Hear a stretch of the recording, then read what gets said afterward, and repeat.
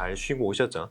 자, 그래서 일단은 3, 4, 5단계가 중요하다고 했으니까 3, 4, 5단계를 조금씩 볼까요? 그럼 일단은 유치기 같은 경우에는 이때는 주도성과 죄책감이잖아요. 그래서 활동 또는 게임의 선택권 부여 이거를 하는 게 좀 중요하고요.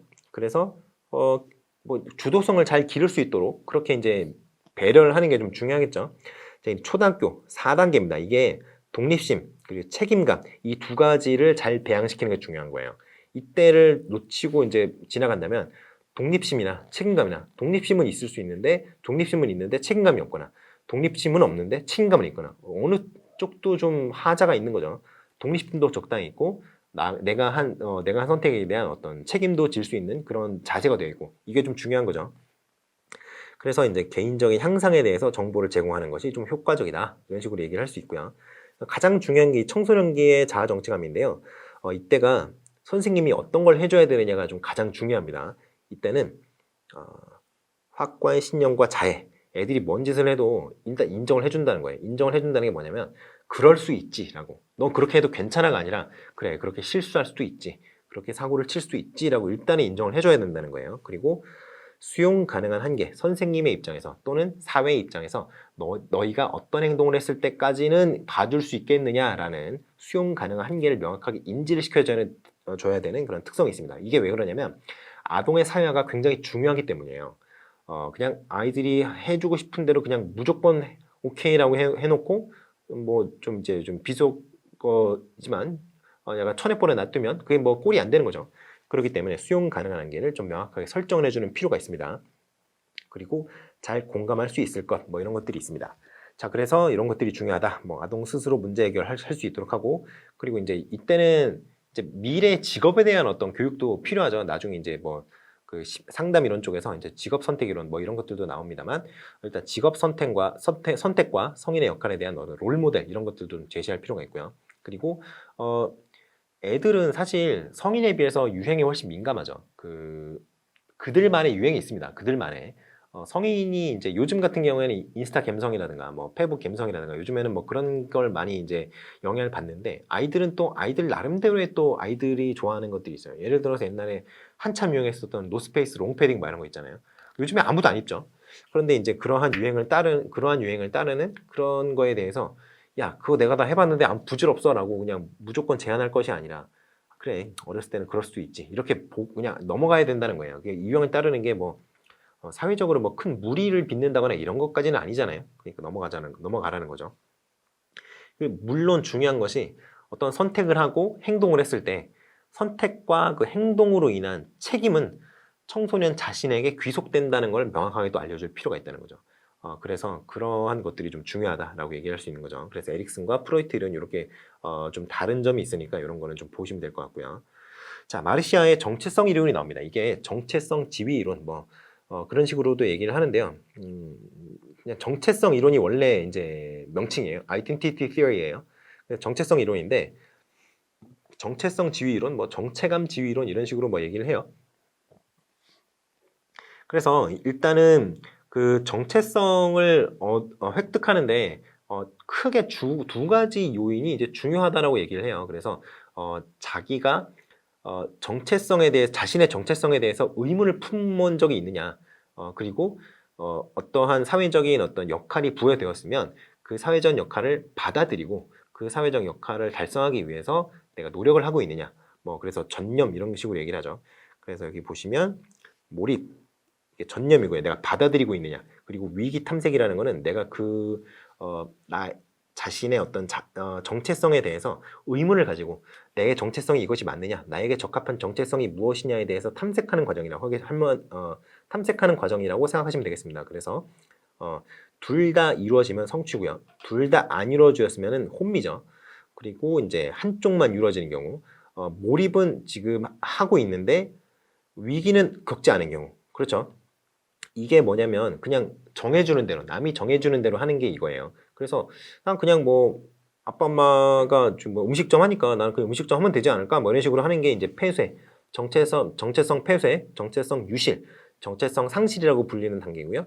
그리고 지금 의심은 하고 있어요. 내 정체성이 맞는지. 뭐 그 실존 철학에 빠져서 이제 대학 수학 능력 시험을 망쳤다는 그런 뭐 도시전설 같은 것들이 있는 사람들이 있죠. 그래서 그런 사람들이 바로 이 위기와 탐색을 겪었으나 자신의 어떤 사회적 역할에 대해서 아직 결정을 못 내린 단계이기 때문에 이게 유예 단계입니다. 그렇게 생각하시면 되겠어요. 자, 그렇게 하시고 좀 내용을 조금만 보면은요. 여기 내용은 앞에 내용이 서설에 해당되는 내용은 그냥 쭉 읽어보시면 됩니다. 그리고 이 부분이 좀 중요하죠. 근데 위기, 몰입. 그래서 좀 안전하게 위기 또는 탐색 이렇게 한꺼번에 다 쓰세요. 여기도 몰입 또는 전념 이렇게 한꺼번에 다 쓰시고 그렇게 여기 나오네요. 위기 또는 탐색, 몰입 또는 전념 이렇게 쓰시라고 제가 말씀드리고 있어요.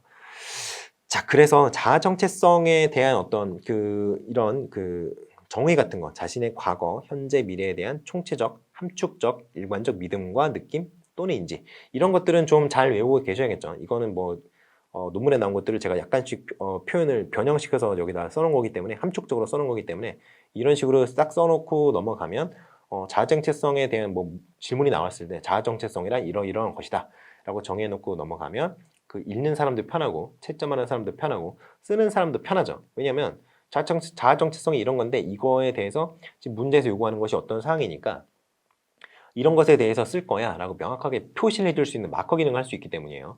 자, 아무튼 그런 식으로 좀 보고 넘어가시면 되겠고요. 자, 그렇게 해서 지금 보시면 자, 그래서 이쪽에 표를 보시면 이 표가 바로 그 정체감 지위가 나이를 먹을 때 이게 나이거든요. 이게 age예요. 나이를 먹어갈수록 정체감 상태가 정체에 대한 자아 정체성에 대해서 개인이 어떻게 성취를 하고 있느냐라고 좀 조사를 해놓은 그 표예요. 그래서 여기 보시면 이게 자아 정체성을 성취한 상태죠. 그래서 한 24살쯤 되면은 전체 인원의 한 60% 가까이가 자아 정체성을 확립을 합니다. 그리고 이쪽이 혼미 상태잖아요. 혼미 상태는 원래 한 초등학교나 중학교 딱 들어갈 때쯤 해서는 한 70% 상태가 혼미 상태인데 한 24살쯤 되면 한 20% 정도로 줄어든다는 거죠. 그리고 뭐 탐색 중이라든가 지금 이제 유예 상태나 아니면 뭐 그 폐쇄 상태 이런 경우에는 유예 상태 같은 경우에는 폐쇄 상태 같은 경우는 이렇게 줄어들고 유예 상태도 아직 뭐 이렇게 남아 있는데 이거를 좀 보시면 어떤 거냐면요. 이 폐쇄 상태 같은 경우는 어때요? 남이 정해준 걸 받아들이는 거 그냥 너 그거만 되지 않을까라는 거잖아요. 근데 나이를 먹을수록 오히려 줄어들죠, 이거는. 그리고 대신 어떤 게 올라가요? 지금 유예랑 폐쇄를 비교하고 있는 거니까 유예 같은 경우에는 어떤 상태라 그랬어요? 내가 의심을 하고 어떤 탐색을 하고 있는 그 위기를 경험하고 있는 상태잖아요. 그런데 위기를 경험하는 사람이 점점 더 늘어난다는 거죠. 나이를 먹을수록 자아 정체성을 찾기 위한 노력이 늘어난다는 얘기입니다. 그래서 발달하는 순서가 어떻게 되냐면요. 이게 1번이고요. 나이에 따라서 3번 그 순서를 얘기를 해드릴게요. 그래서 일단은 가장 첫 번째 단계가 2단계예요. 혼미 상태. 그 다음에 2번 단계입니다. 2번 단계. 이게 먼저 와요. 3번 단계. 그리고 4번 단계로 나아가는 식으로 생각을 하시면 되겠습니다. 그래서 이렇게 간다. 이렇게 Z자를 거꾸로 이제 거슬러 올라간다고 생각하시면 되겠어요. 자, 그렇게 보시면 될 것 같고요. 그리고 정체성 지위 이동이 바로 아까 제가 이렇게 그렸던 거 있죠. 방금 전에. 이런 식으로 정체성 지위가 이동한다는 겁니다. 이게 사실은 이 Z자 형태로 무조건 가는 게 아니에요. 사람마다 다 다를 수 있습니다. 하지만 정체성 지위는 평생 이동한다. 이거는 누구나 다 똑같아요. 그래서 이런 것들을 좀 여러분이 좀 생각하시면 될 것 같고요. 그래서 이제 뭐 여기 마마 사이클 뭐 이런 얘기도 있는데요. 이런 것들은 좀 심화된 개념이니까 이거는 그냥 알아만 두시고요. 읽어만 보시고 넘어가시면 되겠습니다. 비판을 받아요. 비판을 받는 이유가 뭐냐면요. 이게 아까 마르샤의 어떤 정체성 지위 이론 같은 경우에는 청소년기에 다 일어난다고 봤잖아요. 근데 실제는 아까 어땠어요? 24살이 만 24살, 그러니까 20대 중반이면 대학교 졸업할 나이잖아요. 대학교 졸업할 나이가 되어서도 정체성을 획득한 사람이 몇 %였죠? 70%가 될랑 말랑 이랬죠. 그러면 결국에는 정체성 확립을 하는 단계가 거의 20대 후반이 되어야 20대 후반이나 30대 초반은 되어야 어느 정도 확립이 된다는 얘기예요. 그런데 그보다 한 5살에서 많게는 10살까지도 어린 아이들, 청소년기에 그것이 다 일어나겠느냐 하는 그 비판이 있는 거죠. 그래서 청소년기 후반에 주목을 하고 이 이론을 만들었는데 실제로 적용되는 거는 20대 후반이에요. 그러니까 성년 중후반에 더 적합한 이론이죠. 그러니까 이제 당신의 이론은 뭐 좀 잘 안 맞아요. 이렇게 얘기할 수 있는 거고요. 이 발달 순서가 좀 다를 수 있어요. 마르시아가 주장한 거랑. 제가 아까 말했죠. 이 Z 순서가 항상 그런 게 아니라고. 그리고 의식적 탐색은 요구되지 않거나 발생하지 않는다. 흘러가는 대로 살다 보면은 어떤 정체성을 확립할 수 있는 그런 경우가 굉장히 많거든요. 그러니까 그런 점에서 좀 현실과 다르다. 이런 말씀 드릴 수 있을 것 같아요. 피아제가 이제 도덕성 발달 이론이 있어요. 피아제가 얘기했던 이론이 있습니다. 이거는 사실 피아제 같은 경우는 인지 발달 이론 쪽으로 사람들이 많이 집중을 하고 있는데 그거 말고도 도덕성 발달 이론에도 좀 관심이 있었어요. 뭐 크게 중요한 이론은 아닙니다만 그래도 좀 보시고 넘어가시는 게 좋겠죠. 도덕성 발달 단계 같은 경우에는 총 3단계라고 해야 되나요? 뭐 3단계로 이루어져 있다고 피아제는 봤어요. 그래서 1단계는 도덕적 사실주의고요. 2단계는 도덕적 동등성 단계고요. 3단계는 도덕적 자율성 단계인데요. 이때 각각의 그 도덕성 발달 단계에 따른 단계별로 그 어떤 도덕성의 어떤 도덕이라고 이제 도덕적이다라고 판단하는 기준이 조금씩 다릅니다. 자, 1단계 같은 경우에는 도덕적 사실주의라 그랬잖아요. 그러니까 이때는 어떤 그 복잡한 어떤 상황에 대해서 인지를 하고 그 처리를 할 수 있는 능력이 없는 단계예요. 이때는 어리잖아요. 그러니까 이때는 잘못을 했으면 처벌받아야지, 그리고 잘못을 많이 했으면 더 많이 처벌받아야지, 이런 식으로 간단하게 생각을 합니다. 뭐 대전제기는 하죠, 사실 그게. 그런데 2단계 때 같은 경우에는 일단은 1단계 때에서 약간 더 발전을 해요. 그래서 어떠냐면은 누가 잘못을 했든 간에 일단은 동일한 잘못을 했으면 동일한 처벌을 받아야 되고, 동일한 어떤 좋은 행동을 했으면 동일한 뭐 상을 받아야 되고, 이런 식으로 좀 공평성에 좀 초점을 맞추게 돼요. 그래서 이때는 모든 사람을 동등하게 취급하기 위한 수단이다, 이런 식으로 이제 받아들이기 시작을 한다는 거예요. 이 나이 때 애들이 이런 식으로 하는 것이 옳지 않겠느냐라고 주장을 한다는 게 아니라 그런 식으로 자연스럽게 인식을 하고 있다는 거예요. 3단계 같은 경우에는 일단 사회계약론에서 얘기하는 것처럼 도덕성, 이 규칙이라는 거예요. 사회적 규약이라는 거를 일단 상호 동의하에 설정되는 것으로 받아들이고 있습니다. 그리고 모든 사람들이 바꾸는 게 좋겠다라고 합의를 한다면 바꾸는 게 맞지 않겠느냐라고 생각을 한다는 거예요. 그래서 이때는 사회계약적 정의관, 이렇게 얘기를 하게 됩니다. 그래서 규칙에 대해서 합의만 이루어지면 규칙이 바뀔 수 있다, 이거를 전제를 하고 이제 도덕성을 판단한다, 이렇게 생각을 하시면 되겠어요. 자, 그 다음에 콜버그의 도덕성 발달 단계 이론이 있습니다. 이게 이 콜버그 이론 같은 경우에는 도덕성을 총 이 사람도 3단계로 나누는데 각각의 단계가 다시 2단계씩으로 세분화가 돼요. 그래서 총 6단계로 볼 수 있습니다. 콜버그가 주장하는 어떤 도덕성의 발달 기제 같은 경우에는 이런 것들이 영향을 미쳐요. 구조적인 조직, 이게 개인의 인지구조 발달, 그러니까 인지 능력이 향상될수록 그에 따라서 도덕적인 판단 능력도 향상이 된다고 봐요. 그래서 개인의 도덕적 성장과 인지구조 발달이 어떤 한 배를 탄 그런 우월동주 같은 그런 느낌이다, 이런 식으로 얘기할 수 있겠죠. 그래서 인지 발달 수준이 도덕성 발달 수준을 뭐 한정을 짓는다라는 거죠. 그 인지 발달을 잘 못하는 수준에서는 도덕성도 발달하지 못한다는 거예요. 왜냐하면 도덕성에 대한 판단도 결국에는 인지적인 과정이 필요할 거 아니에요. 뭐가 도덕적인지 뭐가 도덕적이지 않은지를 판단해야 되는 그런 어떤 인지적인 과정이 필요하니까 납득이 가는 얘기죠.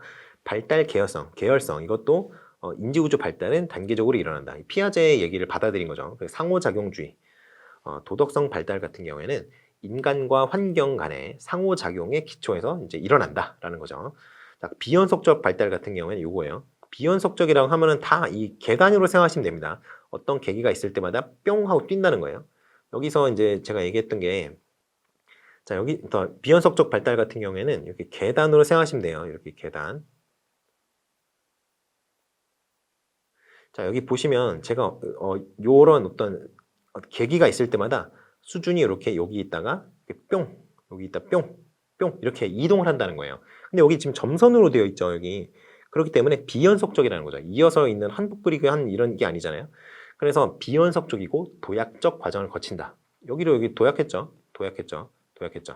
그래서 상위 단계와 여기 상위 단계와 하위 단계는 질적으로 다르다라고 얘기를 합니다. 연속되어 있지 않으니까요. 그리고 상위 단계는 하위 단계보다 더 정교한 구조를 갖는다. 뭐 이건 뭐 당연한 얘기죠. 그래서 비판을 받는 지점 중에 하나가 바로 이 전제입니다. 이쪽 상위 단계로 한번 그 도약을 해서 그쪽을 경험을 하면 그 하위 단계로는 좀처럼 퇴행하지 않는다 그랬는데 뭐 퇴행하죠. 퇴행을 왜 안 합니까? 퇴행하죠.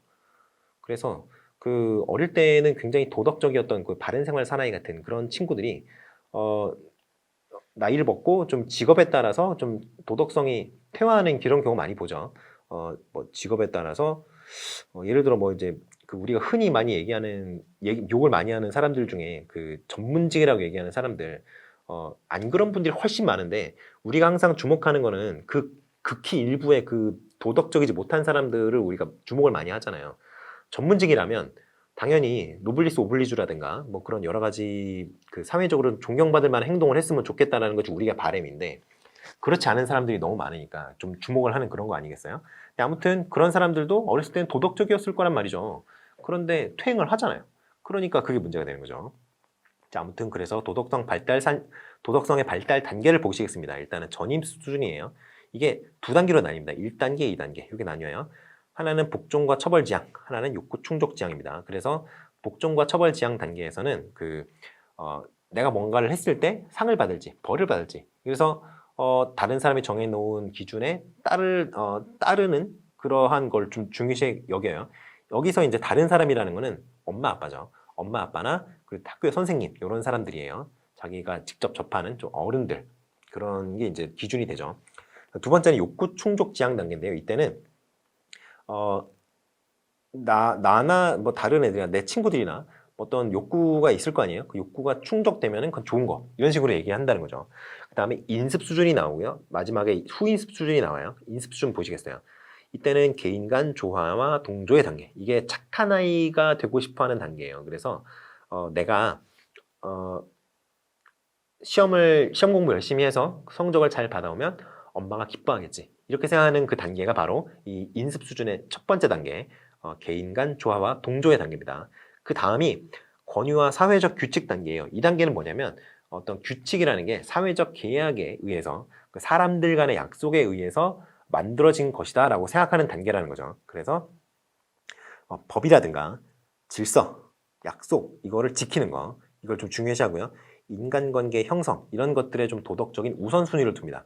그래서 2단계 그 4단계에 도달해 있는 아이들 같은 경우는 어떠냐면 이게 사실은 어떤 도덕성 판단하는 기준이라는 게 그렇게 어떻게 일괄적으로 되어 수 있는 게 아니잖아요. 다 개인마다 사정이 있을 수 있고 그리고 이제 법에서 규정하는 불법이다라고 규정하는 행위가 사실은 좀 일반적으로는 그게 맞겠지만 하지만 그 개인적인 사정에 의해서 좀 가만히 될 수 있는 부분도 있는데 그런 것들을 좀 고려를 잘 못하는 그런 단계예요. 아직까지 사고의 어떤 범위가 폭이 넓지 않은 거죠.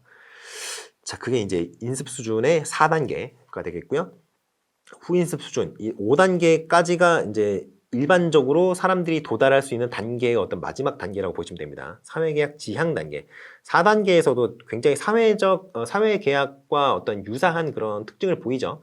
그래서 5단계와 6단계는 사실 그 설명하는 설명만 보면은 잘 구분이 안 돼요. 그런데 구분할 수 있는 방법이 딱 하나 있다고 하면은 좀 명확한 방법이 하나 있다고 하면은 이겁니다. 사회계약이 좀 강조가 되고 있느냐 하면은 5단계고요. 그게 아니라 무슨 성인이라든가 뭐 부처님이라든가 예수님이라든가 이런 성자 있죠. 그런 성자처럼 뭐 그런 좀 보이는 그런 특성을 보인다. 그럼 6단계 이렇게 가시면 되는 겁니다. 자, 그래서 5단계는 계약 및 법률 존중 단계. 그래서 이때는 뭐 의무 이행이라든가 뭐 합리주의 그리고 공동체 의식, 뭐 시민 의식 이런 것들에 좀 도덕적인 우선순위를 둬요. 그러니까 우리 사회의 일원으로서 당신은 우리 사회의 일원으로서 이런 행동을 하시는 게 옳다고 생각합니다. 라는 게 2단계, 그 5단계에서 일어난다는 거예요. 6단계 같은 경우는 보편윤리예요. 보편윤리는 시대와 공간을 어느 정도 초월한 그런 특성이 있죠. 뭐 100% 초월한다고는 할 수 없습니다만 일단은 시대와 어떤 장소 그런 것들을 어느 정도 초월해서 인종이라든가 국가라든가 이런 걸 초월해서 좀 그 보편적으로 적용할 수 있는 윤리가 있지 않겠느냐라는 그 시각이 있기 때문에 이 보편윤리 지향 단계는 일반적인 사람으로서는 좀 도달하기 어렵고요.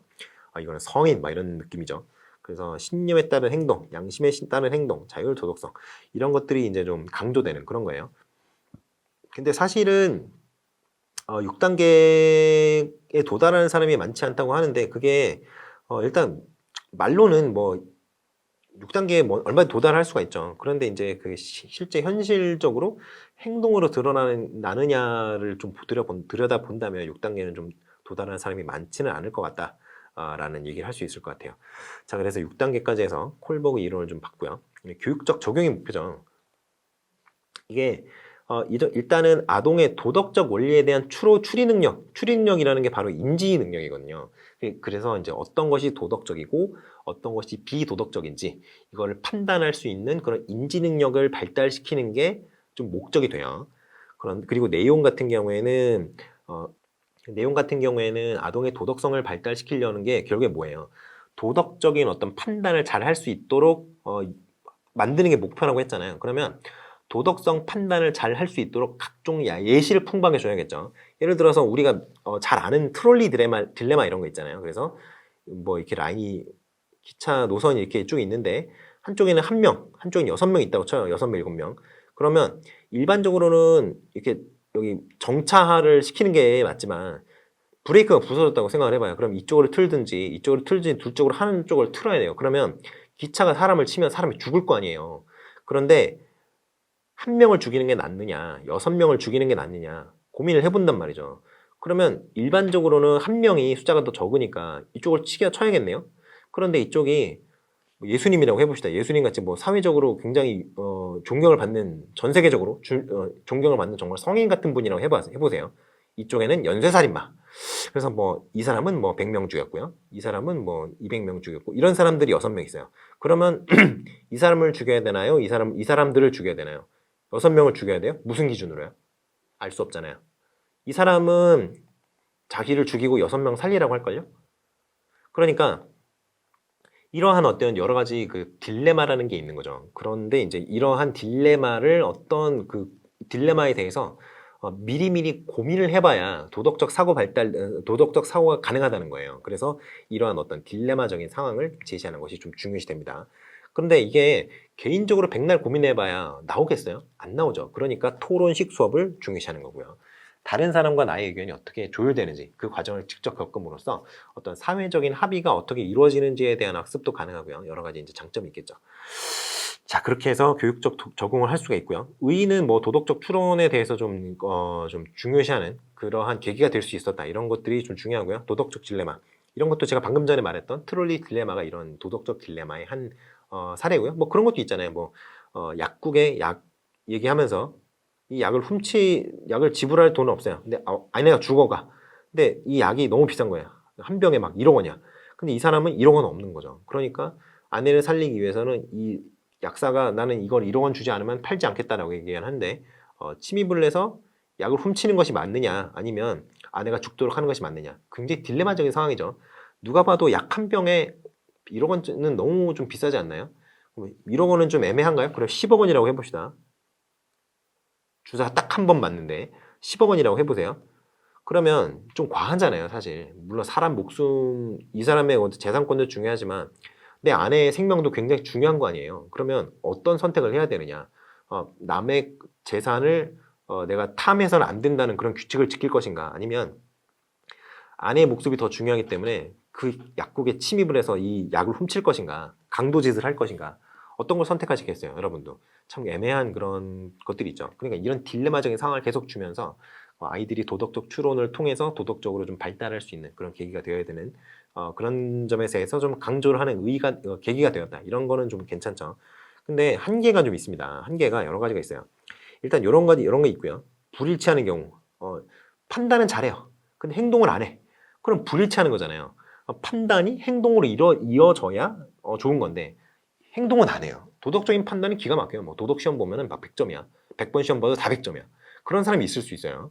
그리고 여성의 도덕성 발달에 대해서는 설명을 한 적이 없습니다. 이 사람이. 다 남성 대상이에요. 그러니까 좀 설명이 부족하다 이런 얘기가 있고요. 그리고 문화적 평양성 이게 2단계 있잖아요. 여기 3단계 후인습 수준 이게 그 서양 기준이에요. 서양 기준. 그 한마디로 이 코쟁이들 기준이라는 거예요. 양놈들 기준이라는 거예요. 동양에서의 어떤 후임습 수준은 이것과 좀 다르게 나타날 수 있죠. 문화권에 따라서 이것과 좀 후임습 수준 여기서 이제 생각하는 후임습 수준과는 좀 다르게 나타날 수 있는데 그거에 대해서는 고려가 없어요. 그래놓고는 이제 그러면 서양에서의 어떤 도덕성 기준이 전 세계적으로 보편적인 기준인 것이냐라는 그 비판을 받을 수가 있죠. 동양은 또 다를 수 있으니까요. 동양도 뭐 동북아시아가 다를 수 있고요. 동남아시아가 다를 수 있고요. 뭐 그렇죠. 서아시아도 있죠. 아시아에는. 그러니까 이런 것들이 좀 중요하지 않느냐. 그 문화적 편향성 같은 경우에서 좀 문제가 있지 않느냐. 이런 식으로 얘기할 수 있고요. 그리고 퇴행현상을 설명하지 못한다는 건 한계가 있습니다. 자, 리코나의 통합적 인격 교육론인데요. 콜버그의 도덕성 발달에도 영향을 받았어요. 이거는. 그래서 근데 뭐 쭉 보시다가 이게 중요하다는 거예요. 훌륭한 인격이라는 거는 선을 아는 거, 열망하는 거, 행하는 것, 이 세 가지가 중요하다는 겁니다. 아까 콜버그 이론의 어떤 한계점이 비판을 받는 점이 뭐라 그랬죠? 도덕적 판단과 도덕적 행동의 불일치, 이것이 좀 비판을 받는다고 그랬잖아요. 근데 그에 대해서 리코나는 신경을 쓰고 있는 거죠. 쭉 보시면 선을 아는 것, 이게 정신의 습관입니다. 그래서 도덕적 인식, 도덕적 가치 인식 이런 게 좀 중요하고요. 그리고 입장, 채택, 도덕적 추론, 의사결정, 자기 자신에 대한 지식 이런 것들의 단계를 이제 쭉쭉 밟아 나가면서 이제 어떤 도덕적인 습관을 몸에 붙이는 그런 것들이 있는 거죠.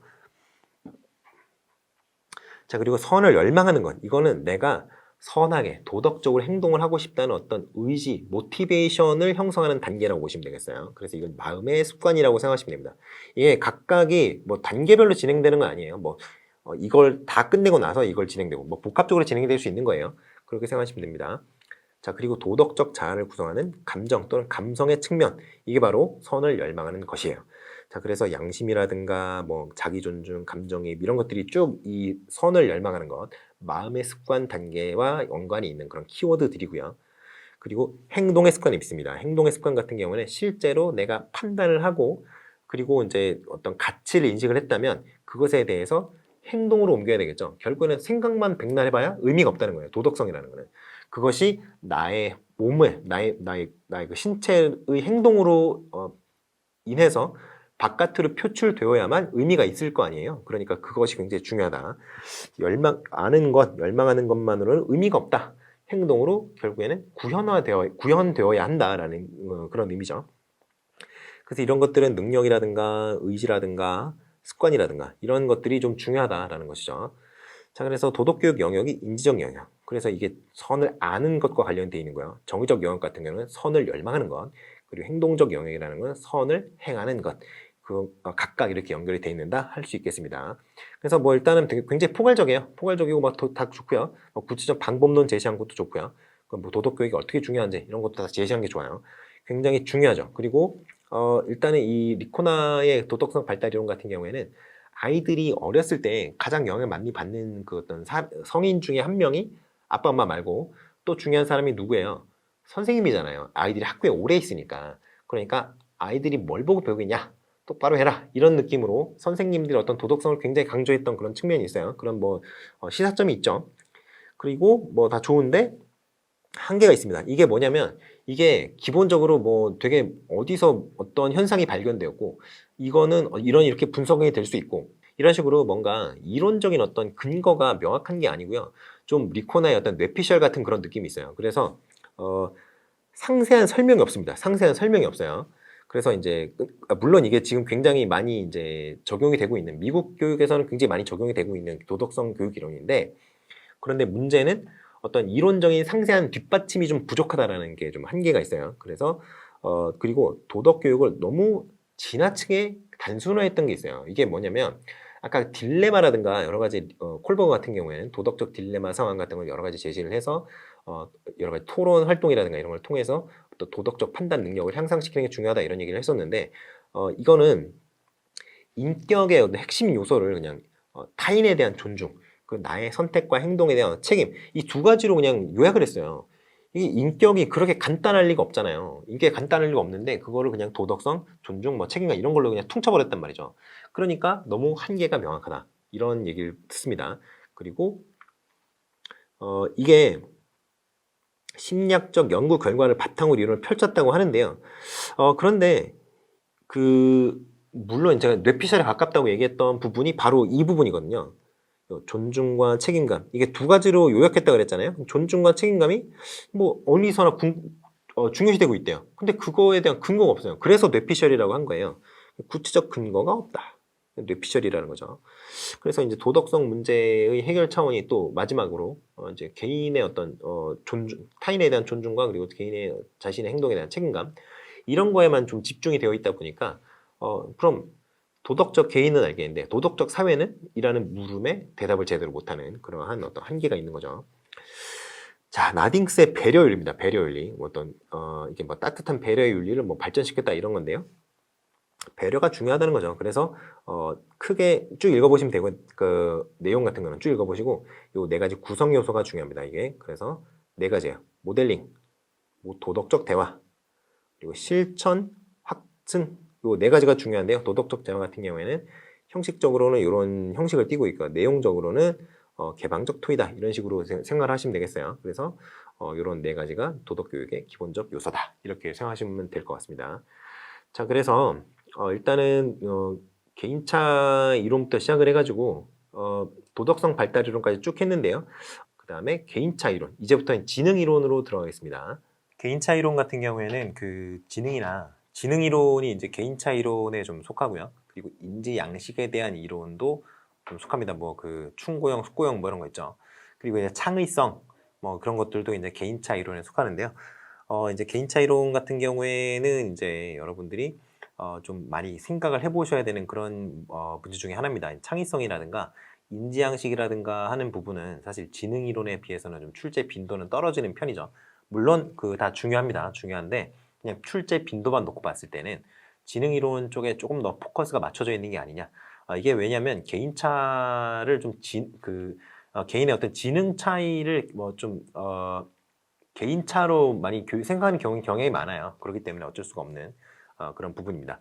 자, 그래서 지능 이론을 먼저 볼 건데요. 지능을 한번 생각해 보세요. 일단 여러분은 지능을 뭐라고 생각하세요? 그 책을 보시기 전에 한번 생각해 보시죠. 일단은 지능이라는 거는 그 어떤 지적 활동을 하고 있는 그 존재가 지능이 존재함을 증명하고 있죠. 여러분 책을 보시고 그리고 동영상을 보시고 계시죠. 그리고 제가 하는 말을 이해를 하고 계시죠. 이게 바로 여러분이 지능이라는 그 개념이 여러분에게 적용이 될 수 있다는 얘기입니다. 이게 지적 활동이잖아요. 다른 사람의 말을 듣고 이해하고 다른 사람이 쓴 저작물을 보고 이해하고 이것들이 다 지능이 존재한다는 그 어떤 간접적인 증거거든요. 그렇기 때문에 지능이 여러분의 존재가 그냥 이 지능이라는 것이 존재한다는 걸 증명한다는 거죠. 그래서 지능 같은 경우에는 뭐 여기 잡다한 소리를 써놨는데 뭐 여러 가지로 얘기할 수 있죠. 추상적인 사고 능력을 지능으로 볼 수도 있고요. 아니면은 학습 능력을 지능으로 볼 수도 있고요. 아니면 어떤 새로운 환경에 대한 적응 능력을 지능으로 볼 수도 있을 것 같습니다. 그런데 이거를 막 다 종합을 해보자면 이렇게 할 수 있을 것 같아요.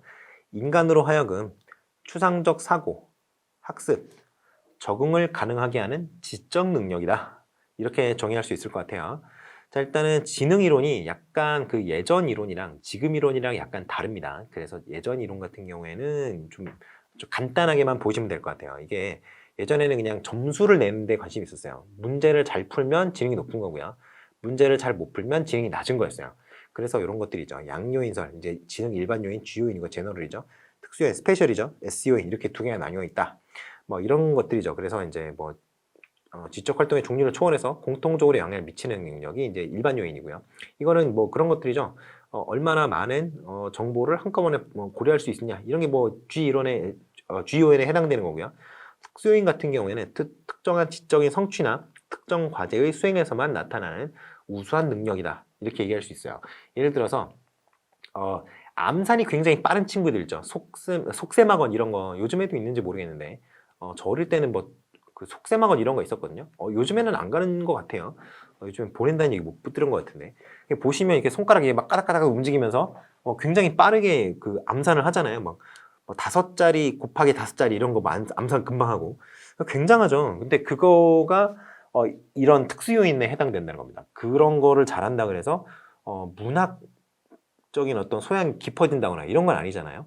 그래서 그런 것들이 이제 특수 요인에 해당된다 이런 거고요. 지능 요인, 그 다요인설 이런 것들은 이런 게 있다는 거예요. 문장 완성 능력, 산술적 추리력, 어휘력, 지시 이해력 이런 것들이 모여서 지능을 구성한다는 거예요. 조금 더 양요인설보다는 조금 더 제너럴한 그런 형태로 많이 발전한 형태죠. 군집요인설, 자, 지능을 구성하는 요인에 대해서 점점 더 많은 것이 지능과 관련이 있다고 점점 확장이 되고 있습니다. 자, 서스톤이 얘기했던 건데 PMA라 그래서 이게 그 프라이머리 멘털 어빌리티 그러니까 그 가장 중요한 어떤 그 7가지 요인이다 이렇게 얘기를 할 수 있을 것 같아요. 보시면 공간 이거는 공간 지각인데요. 공간 시각으로 잘못되어 있네요. 공간 지각 능력, 수우 능력, 언어 이해, 기억, 지각 속도, 추리, 언어 유창성 이것들이 바로 그 가장 중요한 지적 그런 기능들이다라고 얘기를 해서 이렇게 7가지로 좀 확장을 했습니다. 자, 지능 요인설이 이거는 조금 다른 쪽이에요. 그래서 이거는 몇 가지로 나눈 게 아니고요. 지능의 어떤 여러 가지 지능을 구성하는 여러 가지 요인들이 있을 거 아니에요. 이렇게 여러 요인들이 있는데 그걸 뚝 잘라가지고 요쪽에 있는 여러 가지 지능들은 이렇게 유동적 지능이고 이쪽에 있는 여러 가지 지능들은 이렇게 결정적 지능이다 이렇게 나눕니다. 그래서 지능의 특질을 가지고 지능을 구성하는 여러 가지 요인을 나눈 거예요. 일단은 유동적 지능 같은 경우에는 그 나이를 먹을수록 이렇게 향상되는 증가 또는 감퇴하는 이렇게 지능을 말합니다. 그리고 이 청년기라고 하죠. 청년기가 보통 20대에서 한 30대 말, 39세, 20세에서 39세 이 정도라고 보시면 될 것 같아요. 요쯤이 이제 절정에 달하고요. 결정적 지능 같은 경우에는 사실은 20대 39세는 아니죠. 이게 사실은 그냥 이 유동적 지능 같은 경우만 집중을 한다면 이게 보통 20대 초반 정도가 절정이라고 얘기를 합니다. 그때 20살 전후 요 정도가 절정이고요. 꺾여요. 근데 결정적 지능이죠. 결정적 지능 같은 경우는 노화입니다. 노화. 쉽게 말해서 나이를 먹을수록 올라가요. 그래서 이 두 개를 합쳤을 때 제일 높은 거 있잖아요. 요거랑 요거랑 합치면 이만큼 올라갈 거 아니에요? 요거랑 요거랑 합치면 이만큼 올라갈 거고 이렇게 올라간단 말이에요.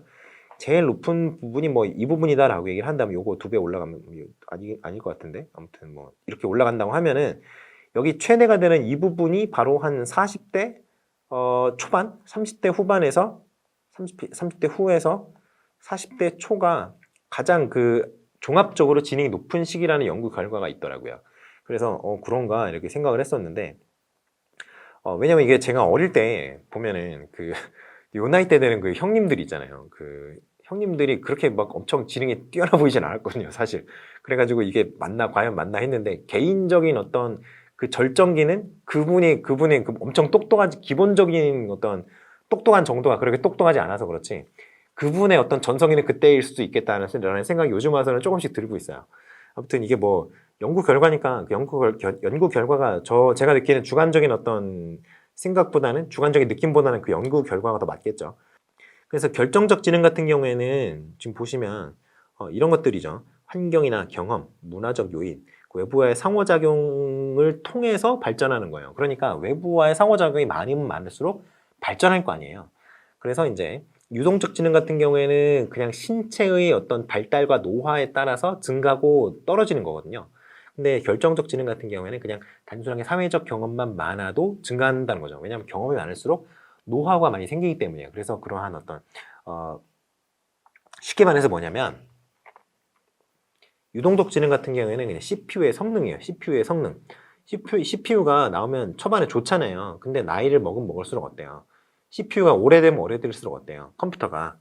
그러면 컴퓨터 성능이 점점 떨어질 거 아니에요. 처음에 샀을 때는 되게 빠릿빠릿했는데 컴퓨터에 뭐 캐시도 많이 쌓이고 뭐 아무튼 뭐 레지스트리도 더러워지고 그래서 점점 속도가 느려진다고 보시면 되는 그런 거라고 생각하시면 될 것 같아요.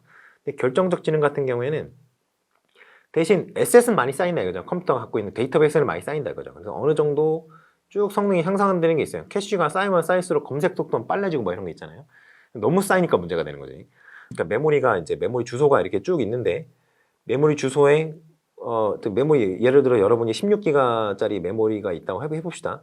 근데 16기가 메모리에 올릴 수 있는, 로드할 수 있는 그 데이터의 양이 한정이 있을 거 아니에요. 그런데 이 양을 초과할 정도로 뭐 캐시가 양이 많다, 뭐 DB의 뭐 사이즈가 커졌다 이런다면 한 번에 불러올 수 있는 데이터의 양이 적어지니까, 그러면 이제 이 전체적으로 봤을 때는 컴퓨터 성능이 저하될 수밖에 없는 뭐 그런 거가 되겠죠. 컴퓨터라면 사실 이렇게 됐을 때 뭐 초기화하고 뭐 포맷하고 이렇게 하면 좀 해결이 되겠지만, 근데 인간은 그렇게 뭐 초기화할 수 있는 게 아니니까 뭐 저를 어인스톨하고 뭐 포맷을 하고 이럴 수 없잖아요. 그렇게 하면 죽으니까. 그래서 아무튼 뭐 그런 게 이제 지능 요인설이다 이렇게 생각하면 될 것 같고요.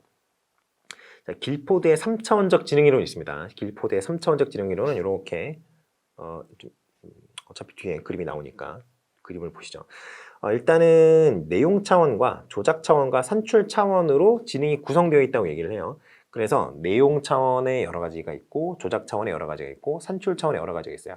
그래서 이것들을 곱한 것들이 각각이 지능의 요인이다 이런 식으로 얘기하는 거죠. 그래서 이거는 잘 안 나오니까 이건 참고로만 봐두시고요. 일단은 내용 차원에서는 5가지가 있다고 합니다. 시각적 내용, 청각적 내용, 상징, 의미, 행동적 내용들이 있어요. 그리고 산출 차원에서는 단위, 유무, 관계, 체제, 변환, 함축 이렇게 6가지가 있고요. 그리고 여기는 지금 5개밖에 없는데요. 이게 나중에 메모리 그 기억 저장이 추가돼요. 그래서 총 6가지가 됩니다. 6가지. 그래서 5 곱하기 6 곱하기 6은 180가지의 어떤 요인으로 구성되어 있다라고 얘기하는 게 이제 길포드의 3차원적 지능 이론이에요. 그런데 그래서 굉장히 여러 가지 요인들이 그 지능을 구성한다라고 얘기를 하는 건데, 아무튼 뭐 그렇습니다. 그렇게 그냥 생각하고 넘어가시면 돼요. 그 이상 뭐 크게 중요하지는 않은 것 같아요. 그냥 굉장히 많은 어떤 요인들이 지능을 구성한다. 그거를 좀 이렇게 좀 세분화한 이론이다. 이렇게 생각하시면 되겠어요. 자, 그리고 이제 대안적 지능 이론이 나오죠. 이게 이제까지는 약간 그 전통적인 지능 이론이었다고 생각하시면 되겠어요. 이게 길포드의 이게 3차원적 지능 이론 있잖아요. 이 3차원적 지능 이론이 굉장히 최신 이론 같은 느낌이 많이 드시겠지만, 결국에는 그 기존 지능 이론처럼 지능을 구성하는 요인의 숫자를 점점 불려놓은 거에 불과해요. 결국에는 어떤 지능을 구성하는 요인에 좀 세분화하고 구체화시켰다. 그러니까 어떤 개념이 있으면 그 개념을 좀 더 하위 개념, 여러 가지 구분되는 어떤 디스팅티브 피처를 찾아내고, 그 디스팅티브 피처를 찾아냄으로써 지능 요인을 좀 확장시켰다라는 데 의미가 있는 거죠. 근데 이게 3차원적 지능 이론 같은 경우는 180개나 되잖아요. 지능을 구성하는 것 요인이. 그러니까 이게 180개나 되는데 이걸 다 측정할 수 있겠느냐라는 점에서 좀 문제가 좀 제기가 되는 거죠. 뭐 그런 어떤 한계가 있습니다. 이것도. 자, 그리고 그래서 나온 것들이 이제 좀 현대적인 지능 이론들이에요. 이게 바로 대안적 지능 이론들이죠. 일단 다중 지능 이론이 있습니다. 복합 지능 이론이라고도 하고요. 좀 여러분들이 좀 알고 계셔야 되는 것 중에 하나가 가드너의 다중 지능 이론이 지금 현대 어떤 심리학에서는 이거는 받아들여지지 않고 있어요. 이건 폐기된 이론이에요. 더 이상 학문적으로 의미가 없습니다. 하지만 수험적으로는 의미가 있죠. 자, 그래서 그 여러분이 이제 다중지능 이론이 약간 폐기된 이론이라는 거는 일단 명심은 하시되, 그러나 여러분 시험에 나올 수 있기 때문에 공부는 하셔야 된다는 거, 그거는 잊으시면 안 됩니다. 이거 폐기됐는데 뭐 시험에 나왔는데 가드너의 다중지능 이론은 현대 심리학에서는 폐기된 이론이므로 이 문제에 대한 답을 기재하는 것은 무의미하다고 생각한다, 이러고 쓰고 넘어가면 안 되잖아요. 그럼 점수 빵점이잖아요. 그 문제에 대해서는. 여러분 그런 패기를 부리시지 마시고, 그건 알고만 계시되, 그리고 아는 누가 다중지능 이론 얘기하면은 야, 그 이론은 폐기된 이론이야, 이렇게 현대 심리학에서는 폐기된 이론이야, 굉장히 오래된 상한 떡밥이야, 이렇게 그냥 유식한 척 잘난 척을 할 수 있는 그런 떡밥으로 남겨놓으시고 공부는 하셔야죠. 여러분 문제 푸는 게 굉장히 중요합니다. 그래서 일단 알아두시고 가셔야 돼요. 자, 다중지능 이론 보시죠. 그래서 다중지능 이론 같은 경우에는 일단은 지능을 이렇게 정의합니다. 하나 이상의 문화권에서, 그러니까 하나의 문화권도 되는 거죠. 가치가 인정되는 산출물을 형성하거나 산출물을 만들거나, 아무튼 뭔가 아웃컴을 내놓는다는 거죠. 결과물을 내놓는다는 거예요. 아니면 문제를 해결하는 능력, 이게 바로 지능이다 라고 정의를 한 거예요. 그래서 지능을 구성하는 요인들을 총 9가지로 나눠요. 그래서 9가지의 그 지능 요인들은 서로 독립적이고요. 서로 관계가 없다는 거죠. 서로 이제 분리가 확실하게 된다는 거예요. 그리고 문제를 해결할 때 뭐 서로 2개 내지 3개 이런 식으로 여러 가지 요인들이 동시에 작용할 수 있다. 이런 식으로 얘기를 한 거예요. 그러니까 지능 요인들 간의 어떤 상호작용을 전제를 하고 있는 거죠. 그게 이제 다중지능 이론의 약간 그 전제가 갖고 있는 좀 특징이라고 할 수 있겠습니다. 지능 측정 원리 이런 건 쭉 읽어보시면 되고요. 여기서 좀 중요한 게 이거예요. 지능 측정을 통해서 여기 뭐 어떻게 좀 뭐 판단하고 어쩌고저쩌고 했는데요. 강점 지능과 약점 지능을 지능 프로파일로 나타내는 작업. 이게 굉장히 중요합니다. 다중지능 이론을 만약에 적용을 한다면. 왜냐면, 이게 어떤 지능 영역이 좀 발달했고, 어떤 지능 영역이 좀 덜 발달했고, 이거를 알아야 더 발달한 지능 영역을 활용을 잘 해서 좀 덜 발달한 지능 영역에 이제, 좀 하자가 있는 지능 영역이라고 해야 되나요? 약간 좀 그 능력이 좀 부족한 지능 영역을 좀 보완할 수 있는 그런 식으로 이제 그 교육 과정이라든가 교육 내용 같은 것들을 좀 구성할 수 있기 때문에 그래요. 아시겠죠? 그래서 이 강점 지능과 약점 지능을 지능 프로파일로 나타내어서 더 발달한 지능 영역을 교육에 좀 활용하는 그런 과정이 필요하다. 이런 식으로 생각하시면 되겠습니다. 그래서 지능 요인 쭉 이렇게 나오는데요. 마지막에 실존 지능 있잖아요. 이거는 사실은 좀 그냥 구색 맞추기용이에요. 실존 지능 같은 경우에 그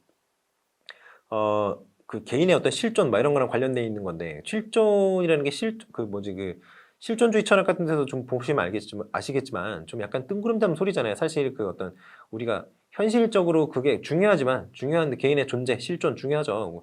선택과 자유와 선택 그리고 책임도 중요한데요. 실존이라는 게 우리 현실에서 그렇게까지 막 엄청 중요한 키워드는 아니잖아요. 그렇기 때문에 이건 약간 유명무실한 그런 구색 맞추기용 지능입니다. 하지만 그래서 8가지로 보는 사람도 있어요. 그런데 일단은 9가지로 그냥 보고 넘어가세요. 9가지로 쓰시는 게 확실합니다. 왜냐하면 가드너 이론에 9가지로 나와 있거든요. 그러니까 9가지로 그냥 보고 넘어가시고요. 지능 발달 단계는 이렇게 된다고 주장을 하고 있어요. 순수 형태를 재현하는 능력, 이때 유학이고요. 상징 체계를 처리할 수 있는 그 단계, 이게 학령, 전기입니다. 이게 언제냐면요. 학령이라는 게 학교에 갈 수 있는 연령이라는 뜻이에요. 학령의 전기입니다. 그러니까 초등학교 저학년 정도가 되겠네요. 그리고 기호 체계를 다룰 수 있는 능력이 갖춰지는 시기가 오죠. 이게 초등학교 고학년이나 이제 그 중학교 1학년 2학년 요쯤부터 시작이 되죠. 사람에 따라 조금씩 시기는 다를 수 있겠습니다만. 그 다음에 중등 교육 과정을 다 끝내면은 고등 교육 과정, 이제 대학교로 들어가잖아요. 그럼 이때부터는 직업과 비직업 이것에 대한 추구 이게 나뉘는 거죠. 직업으로 가면은 고등학교 졸업하고 이제 바로 실업 전선으로 뛰어드는 거고 직장으로.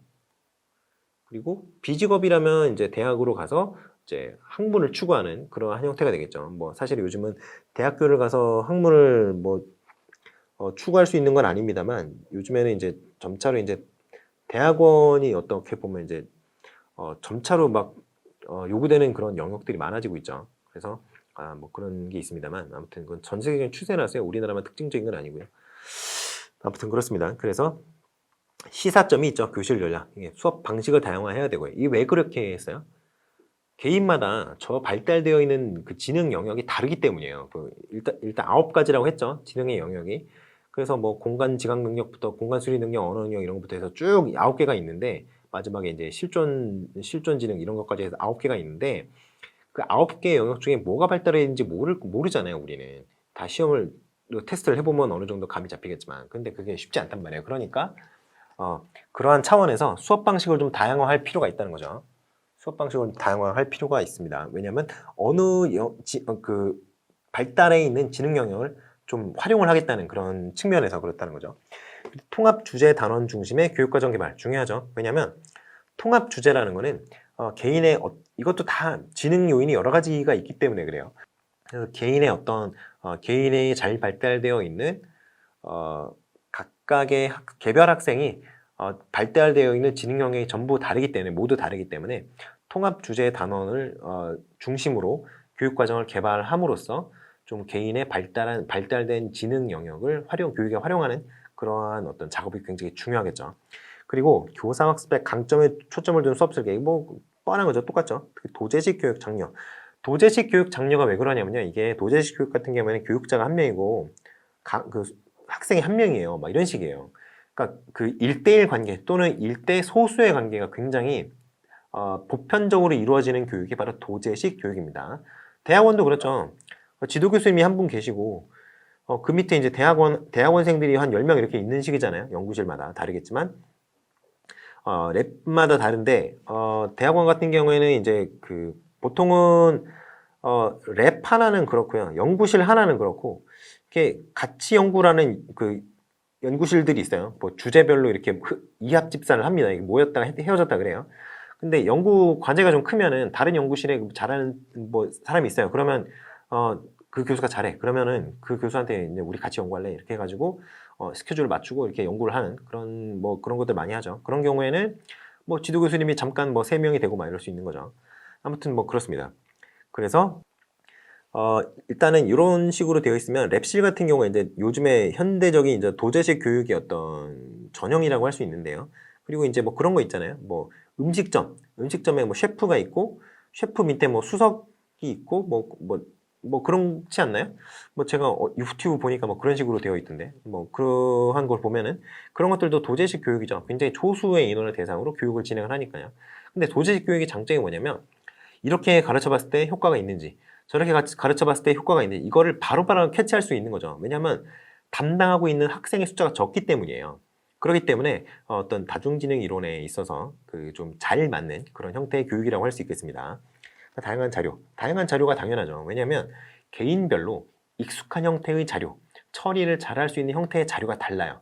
그렇기 때문에 다양한 자료를 활용을 해서 학습을 시키는 것이 굉장히 중요하다고 할 수 있겠죠. 자, 이게 교육 프로젝트가 여러 가지가 나오는데 이게 뭐 초등학교용, 뭐 중학교용, 뭐 고등학교용 이렇게 여러 가지가 나옵니다. 그냥 쭉 읽어보세요. 그리고 여기 요게 있어요. 프로세스 폴리오. 이 아트 프로펠인가? 네, 아트 프로펠에 나오는 건데요. 프로세스 폴리오. 이게 포트폴리오예요. 포트폴리오인데 다만 좀 초점의 방향이 조금 더 그 프로세스 쪽에 맞춰져 있기 때문에 프로세스 폴리오라고 하는 겁니다. 뭐 포트폴리오랑 뭐 크게 다른 거 없어요. 여기까지 하시고 잠깐 쉬었다 오시죠.